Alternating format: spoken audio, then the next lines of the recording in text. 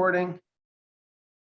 We're really happy to have Eunhee here to tell us about high-skill immigration, offshoring, R&D, and firm dynamics. And take it away, Eunhee. All right. First of all, thanks for having me today, and thank you to the organizers for keeping this incredible seminar series running. And thank you, everyone, for logging in today.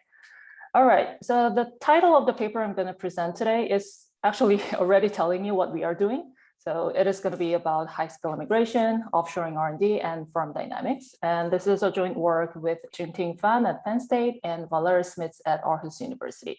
And I have to say that I'm not very good at multitasking with the chat window. So please just unmute yourself and interrupt if you have any questions. Okay. All right, so this paper was first motivated by the well-documented relationship between foreign input sourcing and firms' productivity. So obviously, globalization has made it easier for firms to source various types of inputs internationally. And as we all know, many papers in the trade literature have documented positive impacts of foreign input sourcing on firms' productivity. Or vice versa, like more productive firms are more likely to self-select into global input sourcing. However, in terms of a type of inputs that we look at, the focus of the literature has been almost exclusively on the effect of importing production inputs, such as intermediate goods. But in this paper, we're going to talk about a different type of inputs, which can be also sourced internationally, but have not been studied much in the literature, and that is R&D input. So in fact, firms do source R&D input globally by importing R&D services from their offshore R&D affiliates or through arm's length transactions with foreign suppliers. And firms can also use foreign sourced R&D services simply by directly bringing foreign talent into their headquarters from foreign countries, which is basically high-skill immigration from a bigger picture. And what is different for R&D inputs compared to production inputs is that R&D inputs generate dynamic effects on firms' productivity because through R&D, firms accumulate knowledge capital over time. And if firms are able to source R&D inputs globally through a variety of ways, like hiring immigrant researchers and or offshoring R&D, then the potential interdependence between those R&D sourcing strategies may bring substantial productivity gains, of course, depending on the exact relationship between those strategies. So we know that many firms do adopt a globalized R&D strategy, and understandably, there have been a lot of debate on the potential impacts of globalized R&D. For example, people ask questions like, are immigrant researchers and R&D offshoring crowding out native high-skilled workers, or are they actually reinforcing the overall R&D investment? And there are also a lot of political debates about this issue in many countries. For example, we have heard a lot about the controversies around the H-1B visa system in the US. And it seems like firms and general public tend to have very different views about this kind of program. So global R&D is not just firm strategy, but rather something that can have an impact on the overall economy and something that the general public actually cares about. So in this paper, we're going to talk about two different types of global R&D, high-skill immigration and R&D offshoring. And these two forms of global R&D have become increasingly more important over time. So from 2000 to 2010, on average, about 15% of inventors in OECD countries are immigrants who are originally from a foreign country, according to the patent data. And for offshoring R&D, around 30% of the total business R&D investment was done by firms' foreign affiliate. And in Denmark, which is the country we study in this paper, we clearly see increasing patterns for both high-skill immigration and R&D offshoring over time. So on the left, we plot the share of immigrant researchers in the total wage bill of Danish firms from 2001 to 2014. And we see a clear upward trend over time. So I'm going to be more specific about how we actually define immigrant researchers with the Danish data later. But at this point, you can just think of them as workers in R&D related occupations, not born in Denmark, okay? And on the right, we plot the share of foreign sourced R&D services in Danish firms' total R&D expenditures. So it was slightly declining earlier in our sample period, but since 2005, we clearly see an upward trend for this one as well.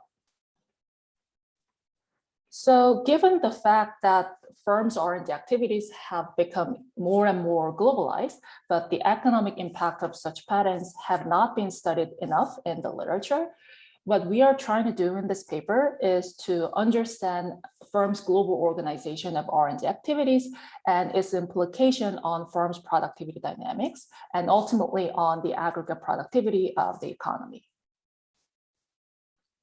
So in the paper, we first document several interesting empirical facts about firms' R&D organization from the Danish matched employer-employee data merged with other administrative databases from the same country. So first, we show that the use of foreign R&D inputs, in other words, hiring high-skilled immigrants and or offshoring R&D, increases firms' R&D efficiency and boosts firms' future productivity. And this is true after we control for various firm level characteristics. Then about the relationship between high skill immigration and offshoring R&D, we show that the firms that hire immigrant researchers are more likely to offshore some of their R&D activities. So when I get to the empirical part, I'll explain our empirical findings in more detail, and I'll tell you how those empirical findings actually motivate the key ingredients of our model. So yeah, basically motivated by those empirical findings, we develop an estimated firm dynamics model where firms endogenously choose the way they organize R&D activities by combining different types of talents, namely native researchers, immigrant researchers, and imported R&D services in the form of R&D offshoring. So in the model, to conceptualize the additional productivity boost from the use of immigrants and offshore R&D, we introduced the notion of log for a variety of ideas.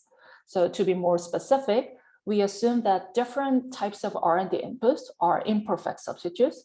So the firms that do diversified R&D can achieve the same level of R&D stock with a lower unit cost. So in practice, this should be about the advantage of bringing new, fresh ideas from people with diverse backgrounds. But of course, not all firms are able to use foreign R&D inputs because there may be additional costs associated with newly hiring and training immigrants or setting up an R&D affiliate in a foreign country. And those costs may be mitigated if one type of foreign R&D input makes it easier to use the other type of foreign R&D input. So more specifically, our model features what we call the information channel, which means that immigrant researchers may lower the cost of offshoring R&D by facilitating communication between the headquarters and foreign R&D affiliates. So these two mechanisms will be at the core of our model. Then finally, we use the estimating model to perform various counterfactual exercises on policies about high skill immigration, offshoring, and R&D subsidy. And we show that these two model mechanisms we highlight are quantitatively very important, not only to match the pattern of firms' R&D activities in the data, but also to explain the effect of these policies on firms' productivity dynamics and aggregate productivity. Can I ask you a quick question, Eunhee? Sure. Hi. So I was wondering, are we thinking about this R&D as like in a vacuum, like outside of firms' product market decisions, or could it be that a firm is already selling in some market, and then because I'm already there, it's easier to get R&D workers? And are these two somehow interlinked, or is it separate from the product market, what you're showing us? So that's totally possible. So in the model, we are abstracting from export decision just to focus on the effect of R&D globalization. But when we get to the estimation, we're going to control for firms' export and import behavior. So everything we document here is after controlling for firms' behavior in the product market. Okay. All right, so now let me give you a quick preview of our main results. So we can summarize our results actually around the two main channels we have in the model. The first, for the law for variety of ideas, we show that using foreign inputs for R&D in addition to native workers gives 2% extra productivity gains based on a structural estimation of our model. And if we shut down this channel entirely from the model, aggregate productivity decreases by 0.4%. And second, for the information channel, we find that the average cost of starting to offshore R&D is about 20% lower for the firms that have immigrant researchers. Then using model-based counterfactuals, we show that without the information channel in play, aggregate productivity decreases by 0.2%. And this information channel is also important in explaining the effect of various policies. So we find that the increase of aggregate productivity coming from immigration and R&D offshoring liberalization policies is almost cut by half if we shut down this information channel from the model. So quite shamelessly, both of my co-authors and myself, we are all immigrant researchers, and we're going to argue that immigrant researchers are very important for various reasons. So in terms of where this paper sits, I picked three broad strands of literature. So first, as I mentioned in the beginning, there's an extensive literature which studies the two-way relationship between firms' use of imported intermediate inputs and their productivity.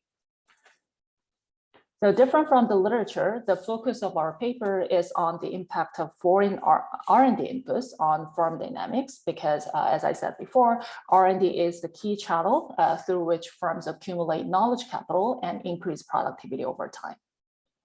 And our paper is also related to the literature on firms' endogenous R&D decisions and firm dynamics.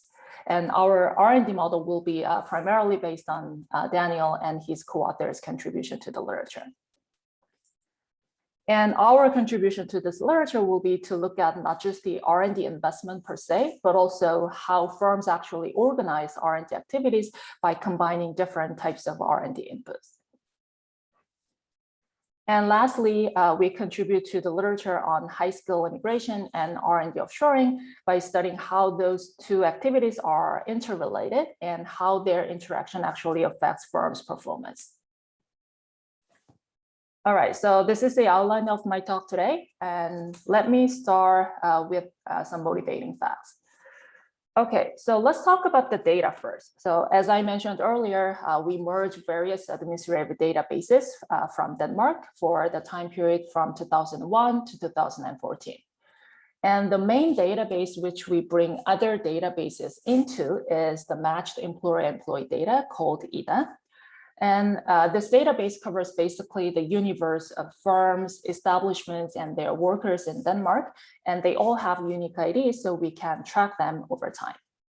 So on the worker side first, we have a lot of demographic and work-related information, but the most important ones are individual workers' country of origin and occupation. So we use those two variables to define researchers based on occupation and immigrants based on the country of origin.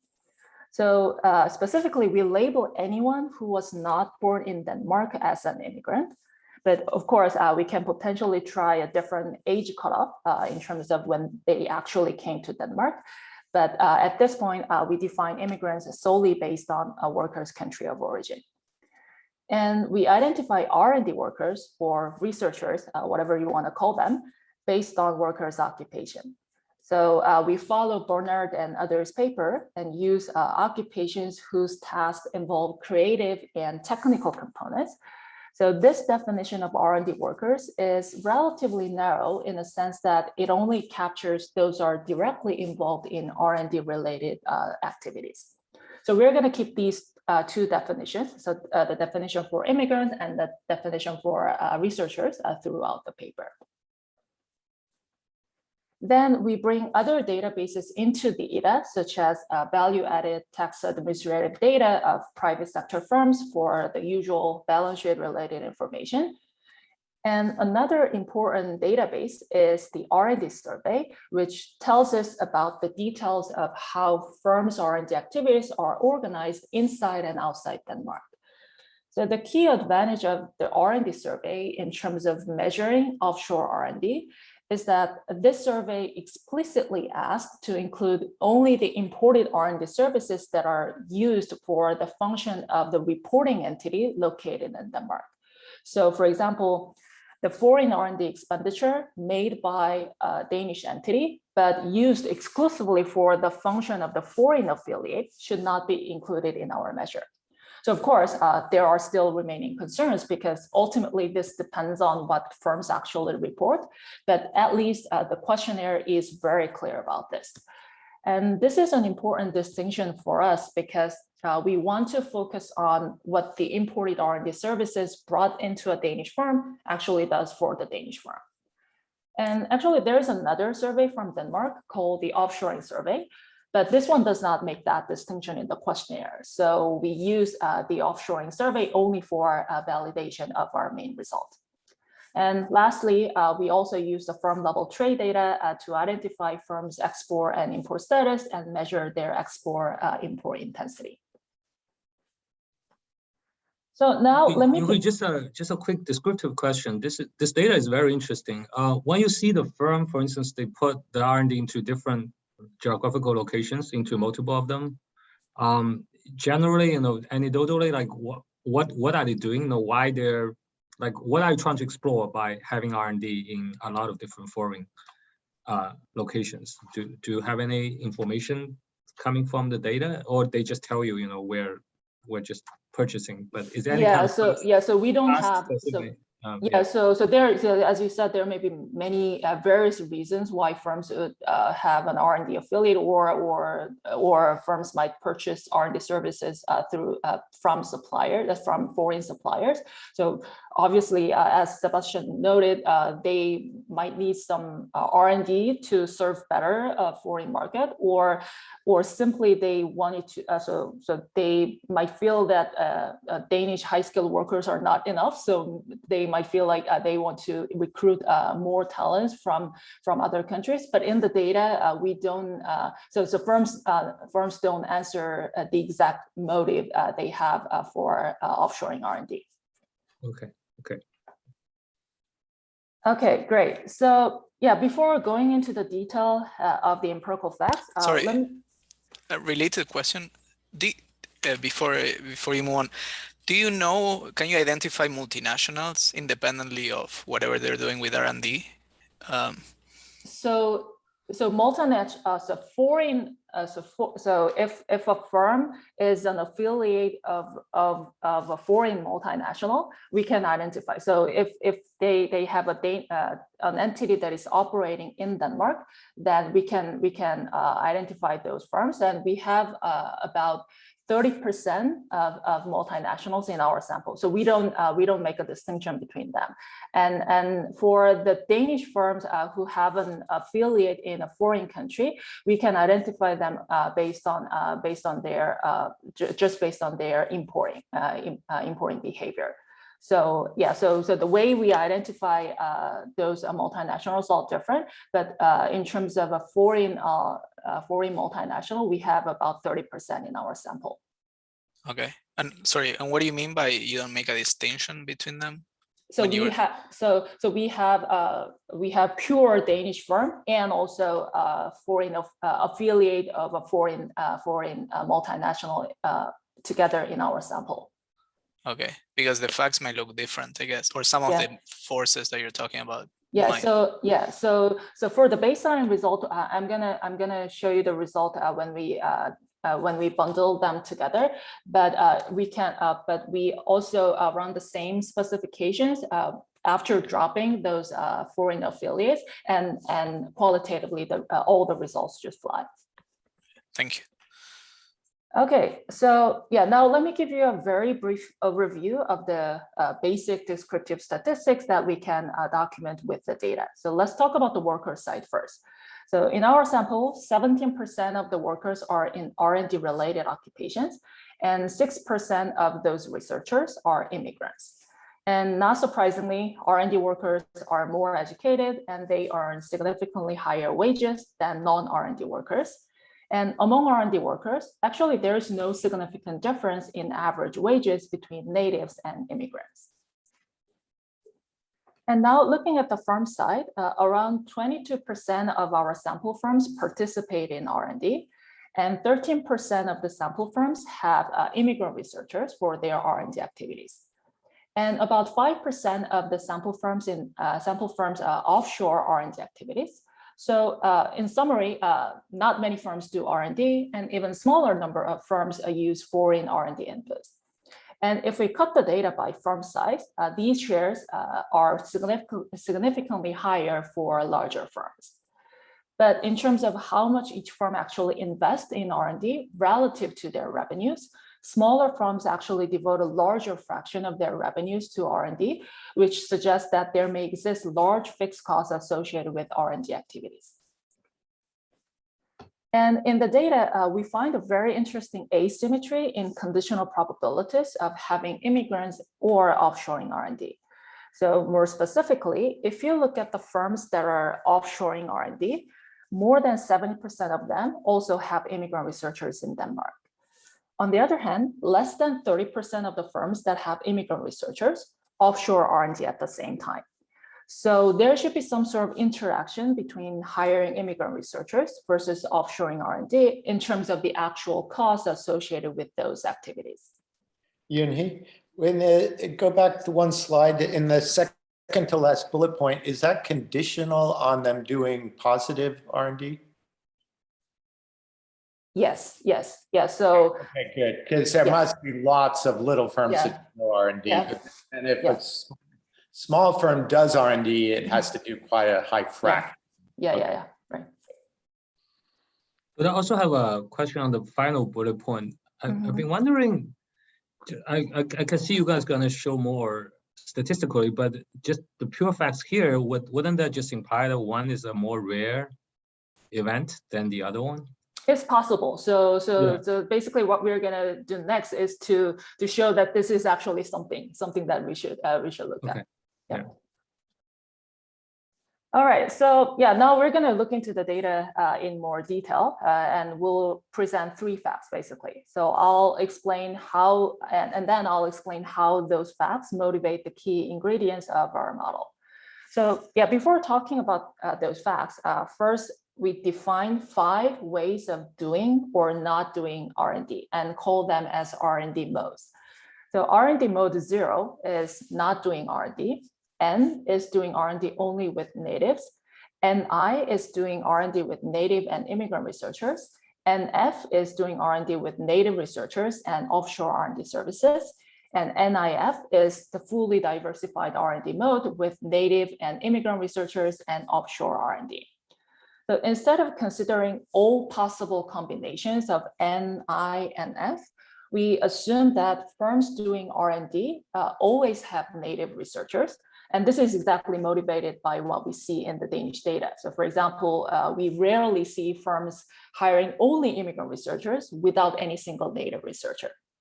So with that definition of R&D modes, we have our fact number 1.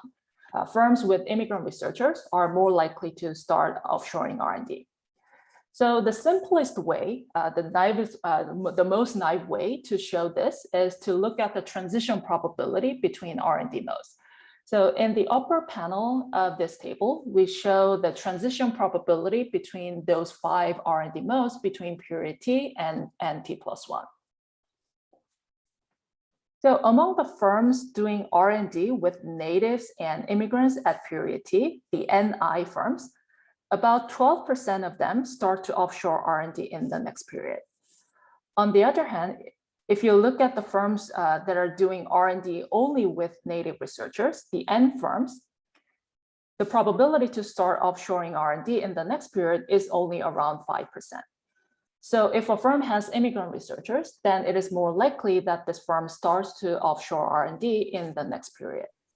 Can I ask you something about this? So does the nationality matter? So is it basically if I am... I'm getting there. Okay. Trust me.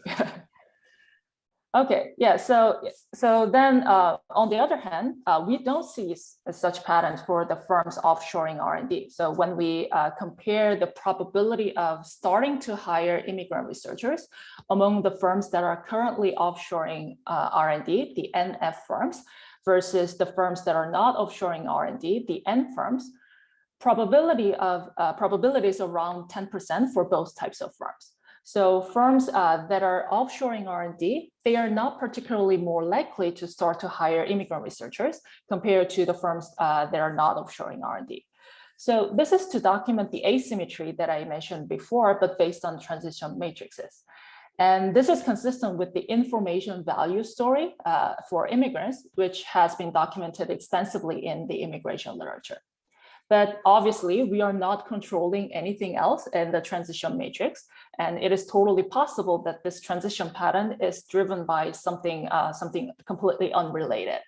So in addition to just looking at this transition matrix, in the paper, we also document this fact first based on regressions controlling for various firm level characteristics such as productivity, size, industry, importing, exporting status. Then going to answering to Philippa's questions, we show that we can document this fact at the country level, meaning that firms that have immigrant researchers from country A are more likely to offshore R&D to country A in the next period. Then finally, we use a shift share IB specification using variations in the employment of immigrant researchers from different source countries across Danish regions and industries to show that this fact is not due to a reverse causality. Then the second fact we document in the paper is that firms doing R&D with foreign inputs are more productive on average. And both firms' R&D status and the R&D mode are highly persistent. Eunhee, just a quick question on these transition matrices. You showed us in the beginning that the data was we weren't in a stationary equilibrium. So have you made any adjustment in these transition matrices for the fact that we're not there and some of these numbers are just going up because it was a period where there was a big change in the way people were organized?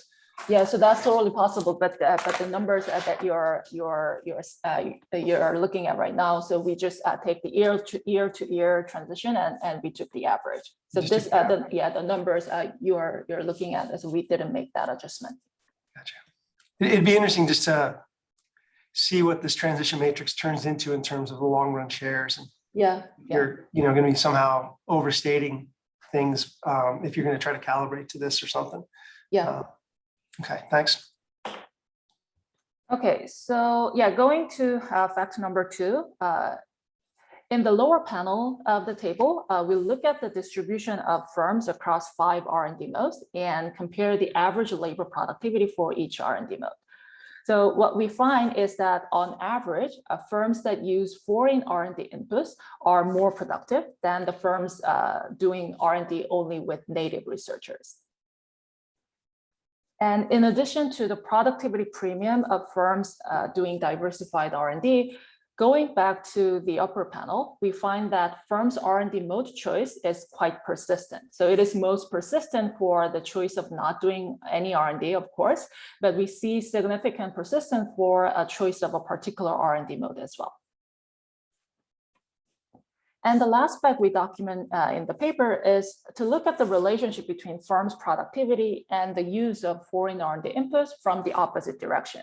So in other words, we can ask whether using foreign R&D inputs today has any effect on the firm's productivity tomorrow. And our fact number 3 says the answer is yes. The conditioning on current productivity and total R&D expenditure, firms that use foreign R&D inputs tend to have higher future productivity. So we run the following regression where we regress the current productivity omega t on the previous period's productivity, an indicator variable for the previous R&D status, indicator variables for whether a firm offshores R&D or whether a firm has immigrant researchers in the previous period, as well as other firm level controls and industry time fixed effect.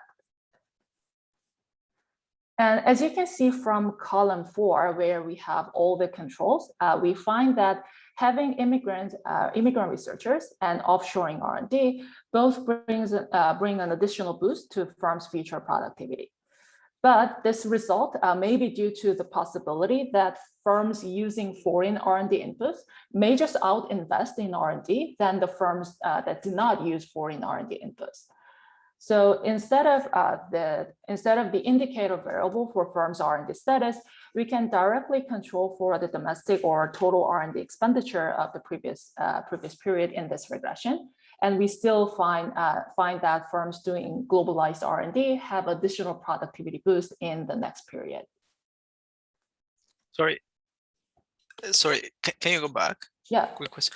So the indicator thing is if there's any immigrant being hired, or is it, so Yes, if you have any, yeah. Okay. So no, we can try different cutoffs too. Yes. Because I'm wondering if this could be capturing also like size effects, because I don't know if you have any control for size, or, you know, bigger firms are more likely to hire just, you know, some are going to be immigrants, some are going to be natives, you know, even if natives and immigrants just do exactly the same tasks. Or so here, I don't think we are controlling for the size, but I think that previous period's productivity is a good measure for that. But yeah, we can try to control the firm size directly in this regression as well. Thanks. All right. What is this productivity measure again? Is this global productivity, or is it just in the Danish market? Is it like all sales or all workers, or is it just in the Danish market? I think so. I'll have to check with Valerie about this, but I think for this regression, I think this is the total sales, including Danish sales and the foreign sales.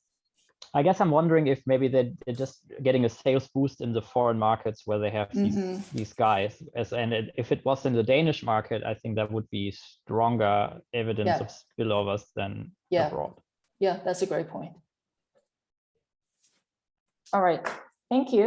Could I also have a question, almost like the flip side of what Sebastian is asking is like, this is labor productivity, right? How do you measure the labor here? Is like the counts of domestic? So here, nothing sophisticated for this this measure of productivity. So this is just revenue-based labor productivity. So we just take the number of workers from the EDA, then take the total sales from the firm level balance sheet data, and then simple productivity. But we're going to be more serious about estimating productivity when we get to the structural estimation. Okay, yeah, I think one question related to like how does the labor substitute against any kind of like, if we think about this as being outsourcing, you know, some of the tasks domestically you will be doing the offshoring, so that will be even like without changing the fundamental TFP, it will still changing the value-added based labor productivity, right? In some way, it's just like you are really changing the composition. Yeah, that's totally possible. But here, in terms of the offshoring and having immigrants, we are just talking about R&D workers and R&D offshoring, and in terms of their share in the total wage bill so in terms of their share in the total wage bill, they are relatively they have relatively small fractions. So I think the effect that you have just mentioned is less of a concern for us, but that's totally possible. Okay. All right, so far I talked about how we investigate the data from many different angles to establish empirical facts, and now I'll just summarize how those facts actually motivate the key ingredients of our model. So first, we show that R&D is more effective in terms of the productivity gains from R&D when foreign R&D inputs are used. What this finding implies is that diversified R&D is more efficient, so this motivates the law for variety of ideas channel that we introduced to our model. And second, we find that larger and more productive firms are more likely to invest in R&D and more likely to use foreign R&D inputs by hiring immigrant researchers and offshoring R&D. And all of these patterns are highly persistent. What this pattern suggests is that even though there are gains from doing diversified R&D, not all firms are able to do it because there may exist substantial fixed and sunk costs of doing diversified R&D, and only sufficiently productive firms can afford those costs. So we're going to introduce those costs into our model. And lastly, we show that firms hiring immigrant researchers are more likely to offshore R&D activities. And that is the exact motivation for our information channel, where immigrant researchers at home may lower the cost of offshoring R&D, making it easier for firms to start offshoring R&D activities. All right, so that was Eunhee, yeah. just one question about the data before you move to the model. So do you know this offshoring of R&D may happen through affiliates in other countries, but it may also happen through arm's length transactions, right? So is it possible that some of this offshoring of R&D happens because of tax reasons or tax advantages that there are in some countries, and then they decide to move the affiliate to a particular country to do the R&D? And is that going to affect your estimates on productivity? So that's totally possible. So we know whether a firm's purchase of foreign R&D service is through arm's length transactions or from that firm's foreign affiliate. So we can run the same specification separately for those two types of firms. But our main results are gonna be for both types of firms. So we don't make a distinction between those firms. All right, so that was how empirical facts actually motivate the key mechanisms of our model. And now let me talk about our model in more detail. Sorry, just before that, you were talking about the information channel. So Felipe was asking, well, I think what Felipe was asking was about like if the country of origin of the immigrant also is linked to the country to which the offshoring happens. So I wonder if you have evidence maybe of that type, or maybe even of like new immigrants maybe are more likely to have, this information component. Maybe all the immigrants who have been around for too long, maybe they don't have this advantage. So so we thought about checking a different age cutoff to define immigrants, but I think so the point that you have just mentioned, that's something we haven't thought yet. So but that's totally plausible. So we can check. So I have to check, but I think we know the year they came to Denmark. So I think we can back out the number of years they've been around in Denmark. So we can define immigrants based on that information as well. So we can, I think we can check. Yeah, and also we are checking whether coming from EU countries versus non-EU countries matter. So those are the different definitions of immigrants that we are checking right now. Yeah, I think anything like that could help to bring more more evidence about the information channels itself beyond maybe compared to other channels. Yeah, I totally agree. All right, so for the model, we build a dynamic structural model of firms R&D organization decisions based on Daniel and his co-authors 2011 paper. So what is endogenous in our model is firms' decision on production input and R&D input. So as I answered to Sebastian's question earlier, we abstract from exporting decisions to simplify the model. But when we get to the estimation, we will control for our firm's export-import status. And we assume that there are three types of R&D inputs: native researchers, N, immigrant researchers, I, and offshore R&D, denoted by F. Then we allow for 5 ways of doing or not doing R&D and call them as R&D modes, exactly as we did in the empirical analysis. And we assume that there are fixed and sunk costs associated with each R&D mode. So I'll explain the cost structure in more detail later. And there's nothing interesting about firms' static decision here. So given the current productivity, firms just choose static production inputs to maximize static profit. So here, eta is the demand elasticity and large phi is the aggregate demand shifter. So what is more interesting to us is firms' dynamic decision on R&D organization.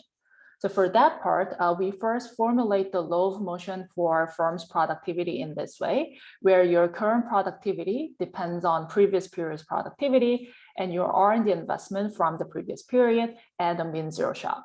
So basically, this is how R&D generates dynamic effects on firms' productivity, unlike production inputs.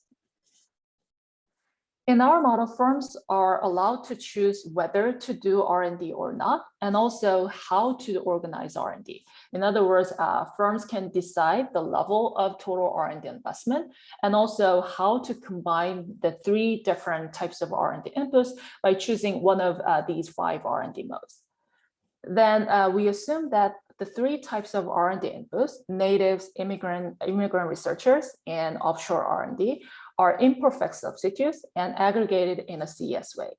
So with the elasticity of substitution between different R&D input types greater than 1, which we will confirm later when we estimate the model, this is where the law for variety of ideas potentially comes from, because with theta greater than 1, the unit cost of R&D for a more diversified R&D mode will be lower than the unit cost of non-diversified R&D with only natives. So this is a sort of horizontal differentiation between different types of R&D inputs. And our CES aggregate of R&D has the productivity structures for each type. So we also take into account potential productivity differences between R&D input types. So in here, are you going to be able to actually measure that productivity in the data in a consistent way with the model? I mean, you have all these fixed costs running around, and are those going to be actually, are you going to be able to kind of purge them out of like the productivity measures? We can back out. Yeah, we can back out. So we can back out the productivity shifter term and in the CS aggregate.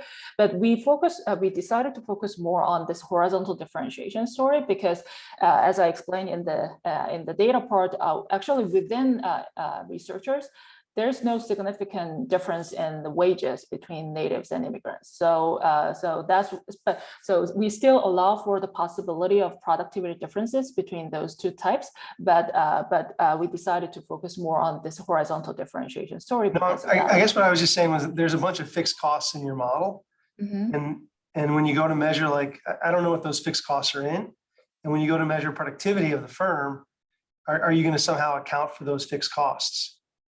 Yes.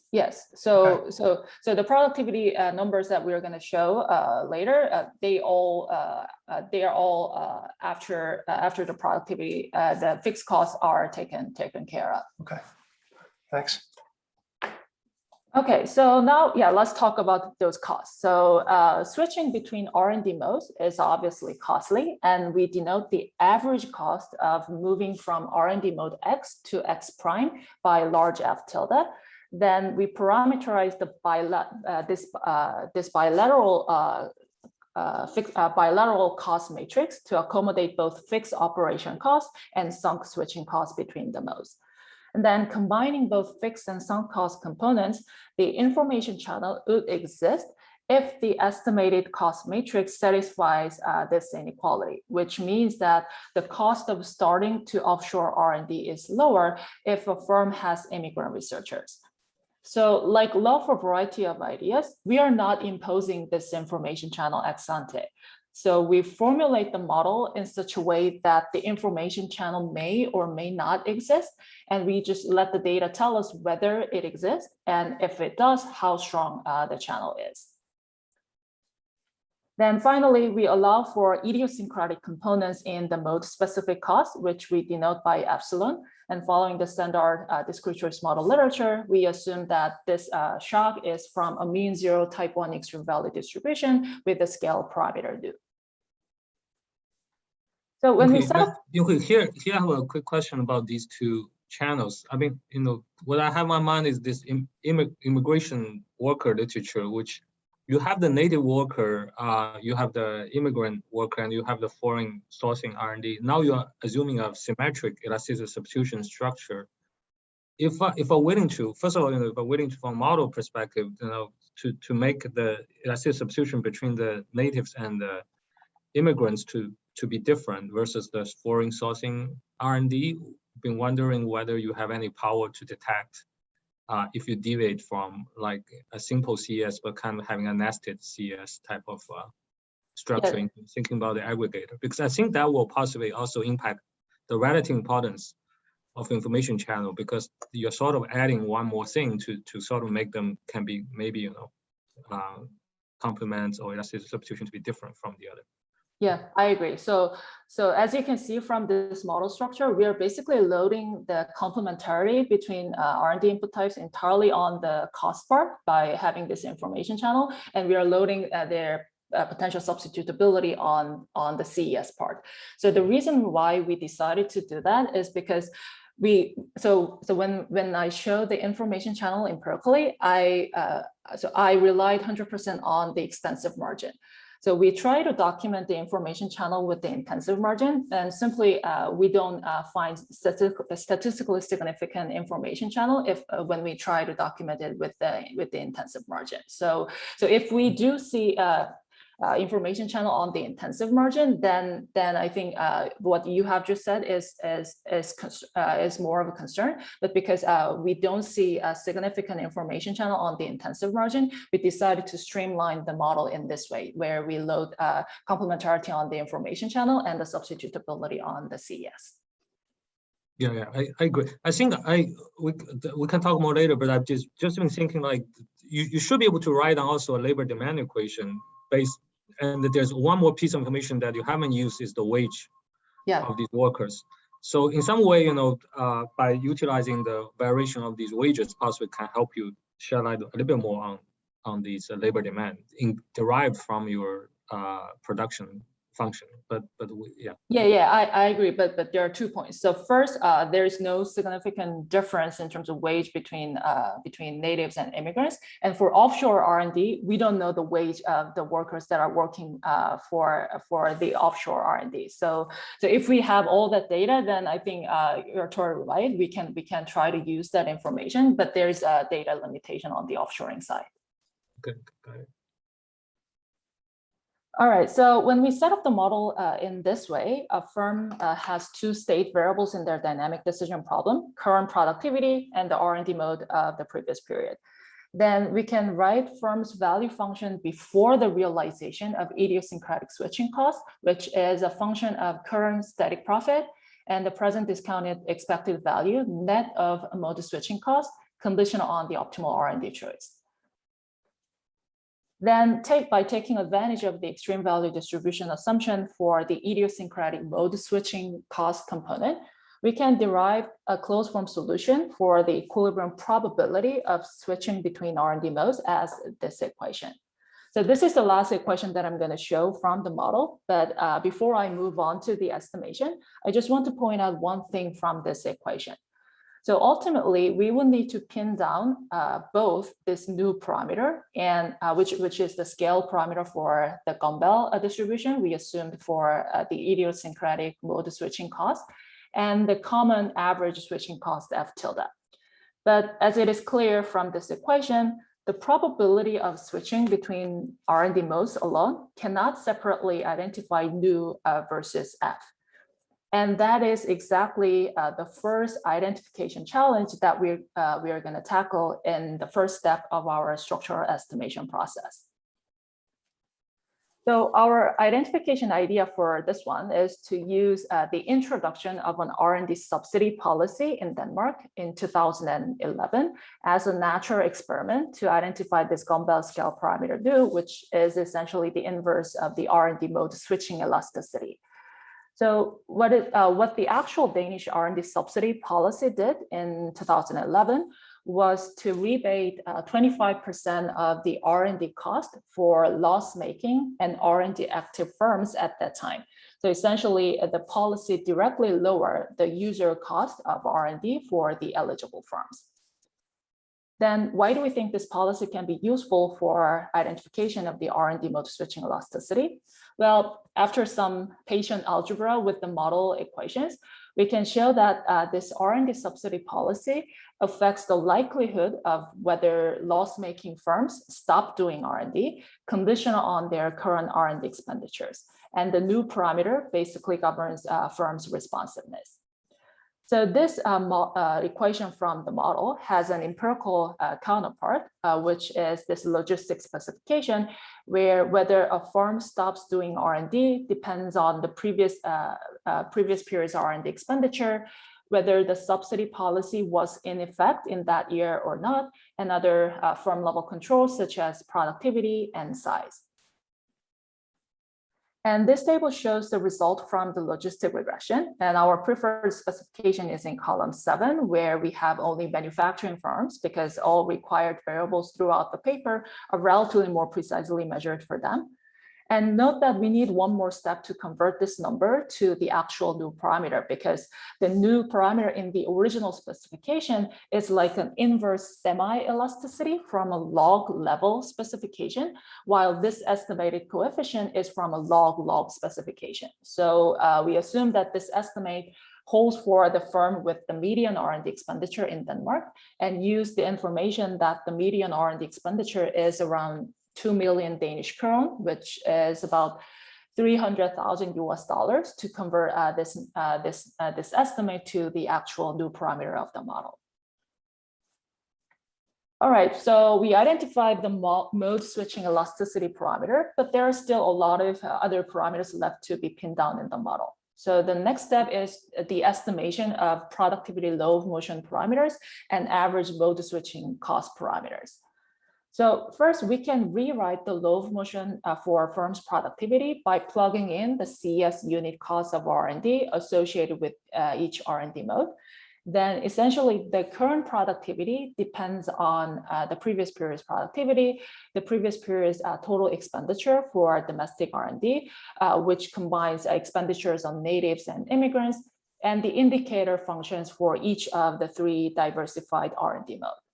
So this is a relatively straightforward low motion equation, but there are still challenges remaining. In fact, there are 3 big challenges that we have to address.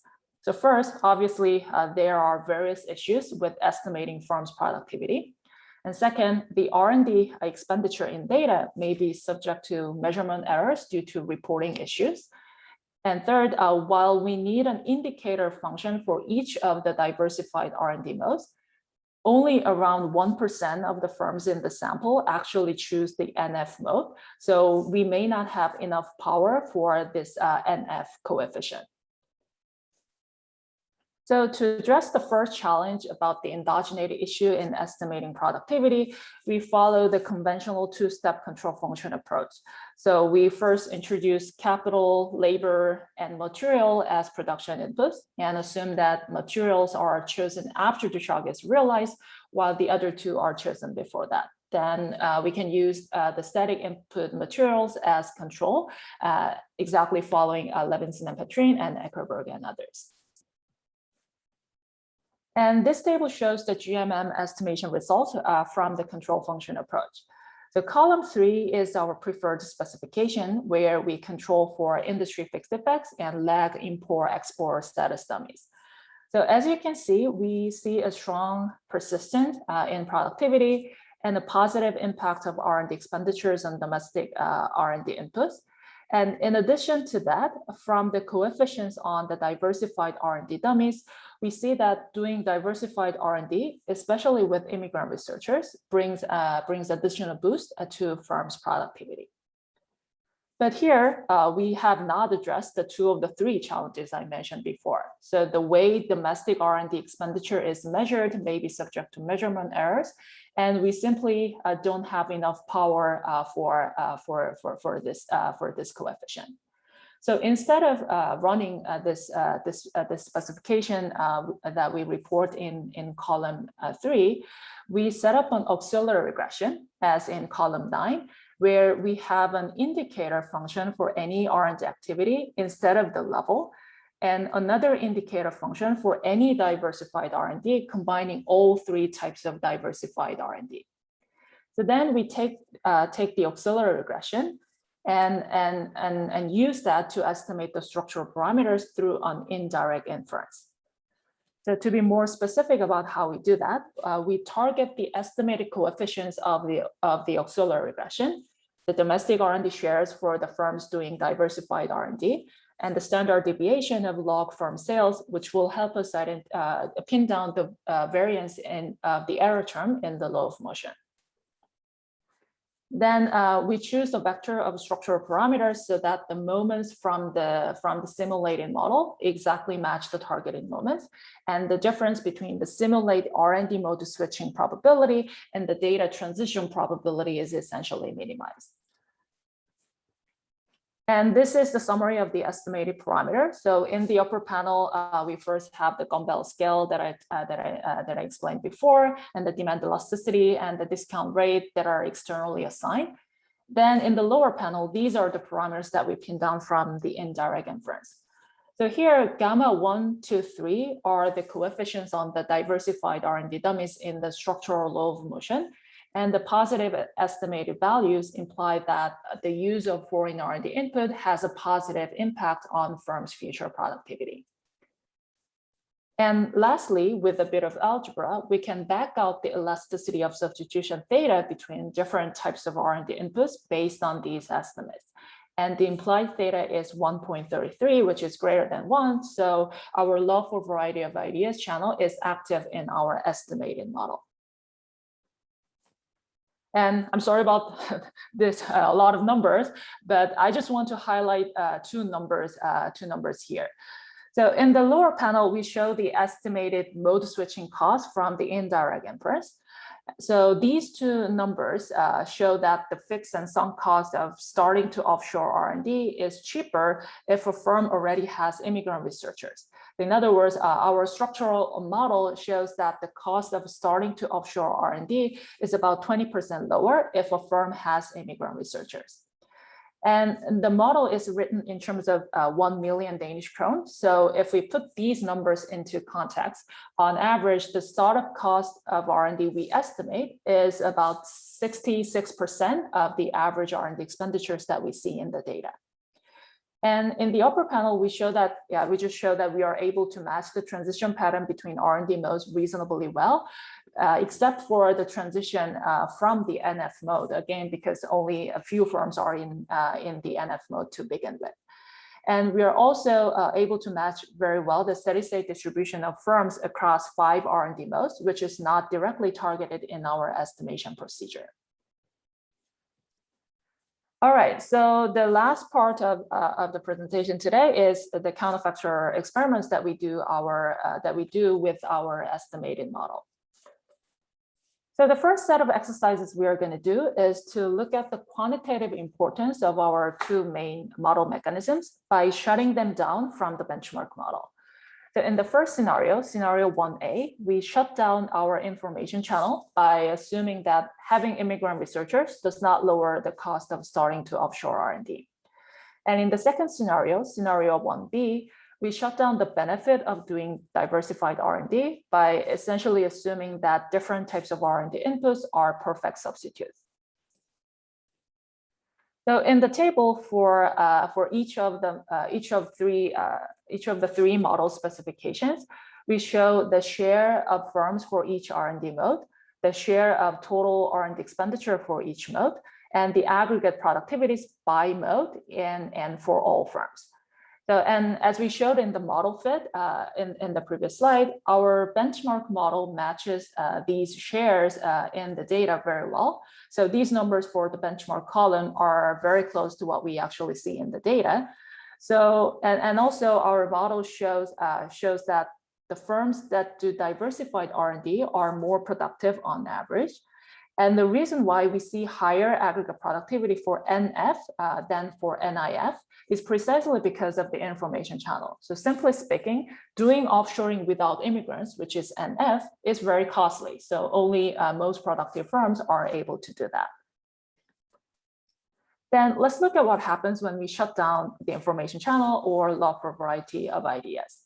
So the most notable change is the compositional shift toward no R&D. And most of that shift is coming from the fact that firms stop doing diversified R&D for both cases. Then as a result, the overall aggregate productivity is 0.2% lower without the information channel and 0.4% lower without a law for variety of ideas. Then the second set of counterfactual experiments we do is to evaluate the effective and hypothetical immigration liberalization policy and an offshoring liberalization policy. In particular, for both policies, we exogenously lower the sunk switching cost of immigration or offshoring from our estimates by 50%. So each scenario will hypothetically make it easier for firms to newly hire immigrant researchers or start offshoring their R&D activities. And as in the previous exercise, we report the share of firms, the share of R&D expenditure by each R&D mode, and the mode specific as well as overall aggregate productivity for each model specification in this table. So for both policies, we see that more firms choose to do diversified R&D. So and that will eventually contribute to an increase of the aggregate productivity. And in terms of mode-specific aggregate productivity, we see exactly MELIS-like results where the compositional shift changes the group-specific aggregate productivity and the overall productivity to opposite directions. So the takeaway message here is that both policies make more firms engage in diversified R&D, and therefore those firms are going to do R&D more efficiently due to love for variety of ideas, which eventually contributes to an increase of aggregate productivity. So in the case of the offshoring liberalization policy, we actually see that there's a significant increase in the share of firms that hire immigrants, even though the shock itself was only on the offshoring cost. And again, this is exactly because of the information channel. So firms take into account the fact that with immigrants, it would be even easier to take advantage of this offshoring liberalization policy in the future. So even though they are not productive enough to start offshoring R&D right away, firms may choose to move to NI first, with the option to eventually move to the NIF mode in their mind. So, and the compositional shift that we show here is partly due to the information channel, as I just explained. So to exactly quantify the role of the information channel for that, we simulate each policy scenario after we shut down the information channel, as we did in the previous slide. And we show that without the information channel in play, the aggregate productivity gain from each policy is essentially cut almost by half, which again confirms the quantitative importance of the information channel when we try to understand firms' organization of R&D activities and its impact on productivity. Okay, I'm a little over time, but this is the last counterfactual scenario I want to share. So can I go on, George? So no answer from George, so I'll take it as yes. Yep. Yeah, so finally, as the last sort of counterfactual exercise, we evaluate the effect of an R&D subsidy policy. So we consider a scenario where all fixed and sunk costs of R&D decrease by 50%. And this is a reasonable experiment because the actual R&D subsidy policy that we used for identification of the inverse mode switching elasticity nu actually rebated more than half of the startup cost for eligible firms on average. So again, the structure of the table is similar. And like the previous two policies, we show that this R&D subsidy policy makes more firms engage in R&D activities. And more importantly, more firms choose to do diversified R&D than non-diversified R&D. So, and that's because now it's much cheaper to take advantage of the love for variety of ideas. And this compositional shift, again, increases the aggregate productivity of the economy. And because more firms choose to take advantage of the love for variety of ideas in response to this R&D subsidy policy, we compare the effect of R&D subsidy policy between the benchmark and the case where we shut down the love for variety of ideas. And we find that without love for variety of ideas, the increase of the aggregate productivity from this policy is only around 15% of the increase from the benchmark model, because firms do not get to enjoy the additional productivity boost from the use of foreign R&D inputs. Okay, so that's pretty much what we have in this paper. So in the paper, we first presented some new facts on firms' use of immigrant researchers and imported R&D services and their relationship with firm productivity. And then we try to rationalize those facts based on two channels, love for variety of ideas and the information channel. And with the estimated model, we did various counterfactual experiments to show that both of these model channels are actually very important for evaluating aggregate productivity. So the takeaway message we'd like to deliver is that when it comes to understanding firms' global R&D behavior and the effect of various R&D related policies on aggregate productivity, it is important to consider how firms' different R&D strategies within and across the border are actually interacting with one another. Okay, so that's pretty much what I have for today. Thank you very much for your comments. Thanks, Eunhee. We can just open up to the floor if anyone wants to jump in there and make some comments. Yeah, I have two questions, Eunhee. Yeah. First, it's a cool paper. I like it a lot. One thing is a small detail. When you document with the regression the fact 3, do you estimate using Arellano bond? Sorry, can you say it again?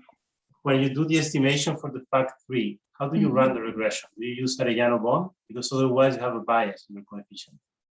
So the regressions that we are running for the motivating facts, we are not claiming causal relationship, except for the information channel. So for the information channel, we used shift share IV, but for other empirical facts, we are doing the simplest possible plain vanilla setup to just motivate the idea. So ultimately we rely on the model to disentangle all these moving parts, but in the empirical part, there's not much sophisticated going on. No, it's basically because you have on the left-hand side productivity, labor productivity, and on the right-hand side, you have the lack of labor productivity, and then you have firm fixed effect. So that generates nickel bias. So the coefficient has a bias. It would be better to use Arellano bond for the estimation. Actually, we don't have firm fixed effect. So we have firm level controls, but so time varying firm level controls, but we don't have firm fixed effect. So we have industry time fixed effect, but we don't have firm fixed effect there. Cool. Yeah. Then I thought that you had firm fixed effect because at the beginning you were thinking about the transition. So I was trying to read this regression as if it was a within firm transition. Okay, that helps. Then the other question that I had is, do you have aggregate growth in the model? Because now firms invest on R&D and that has an impact in firm level productivity. Do you aggregate this to get aggregate effects? Because when I look at the value function of the firm, I don't see the growth rate of the economy. And it should be fitting in when you do the discounting of the future. Yeah, we don't have that. So we just fix that the aggregate the shifter is time invariant. So we don't have that in the model. Okay.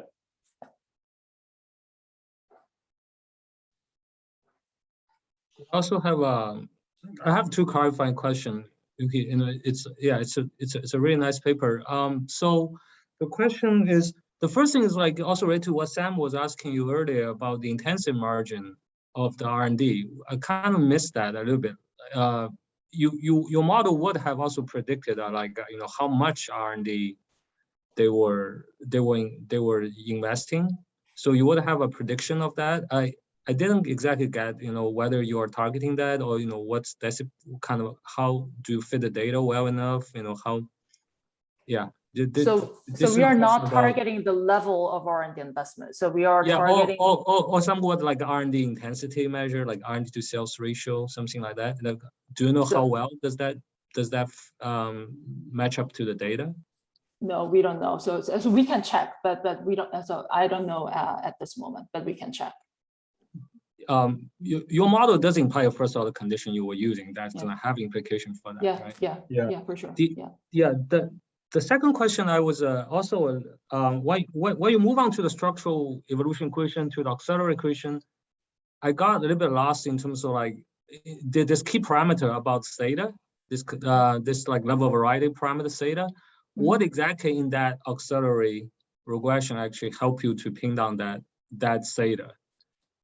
So theta is backed out from the estimates of gamma 1, 2, and 3. So in the auxiliary regression, basically, let's go back.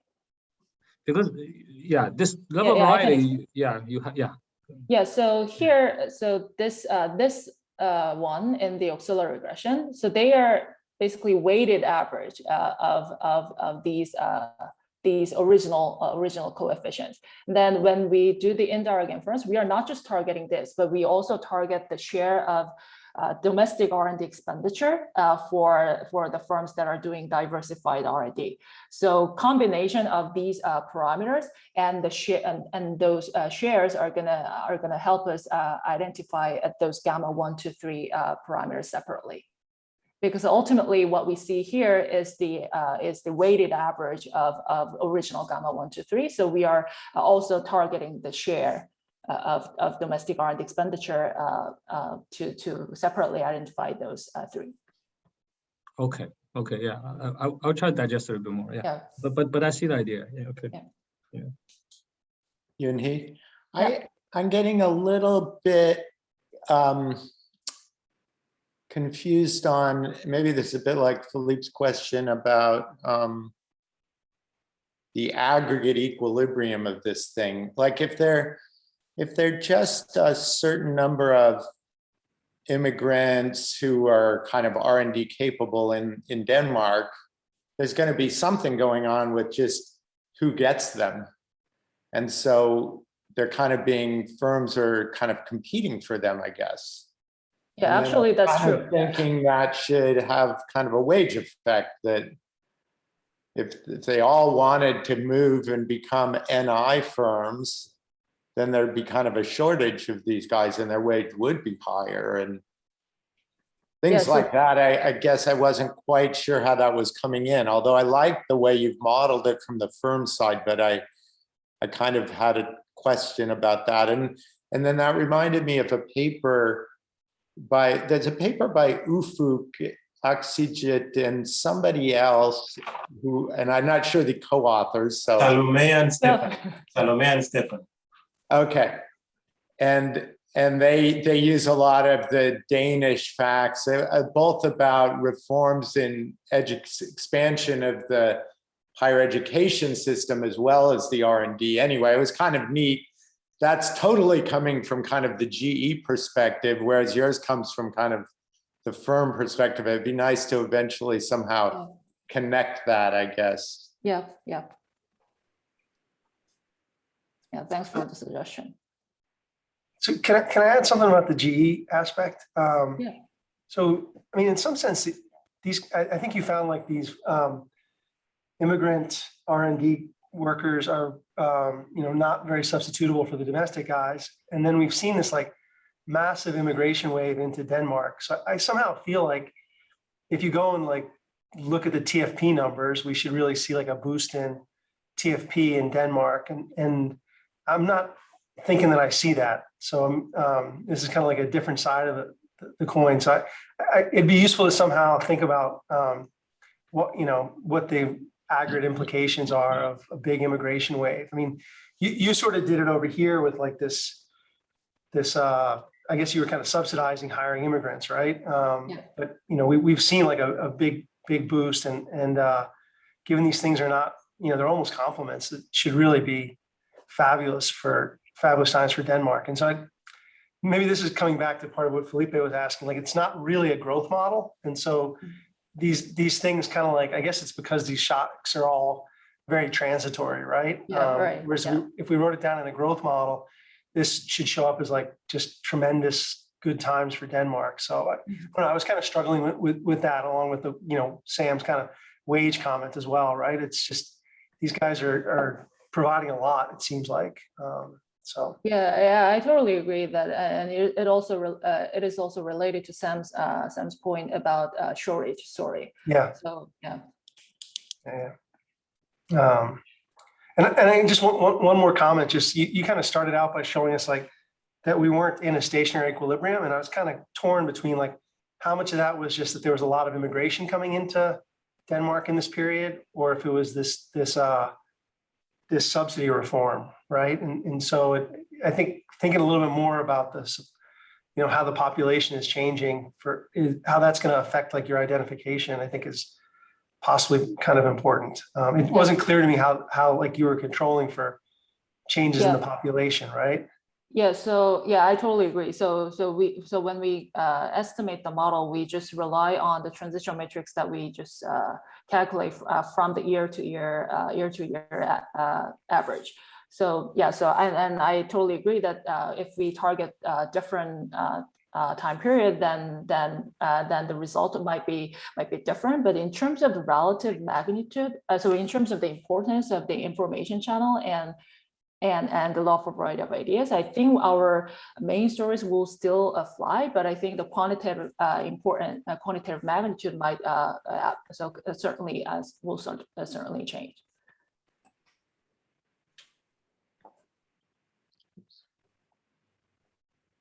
Yeah, and also the time period, as you said, there was EU enlargement during that time period, and there was a tax break to new high-skilled immigrants in Denmark during that time period as well. So not a lot of things were changing during that time period as well.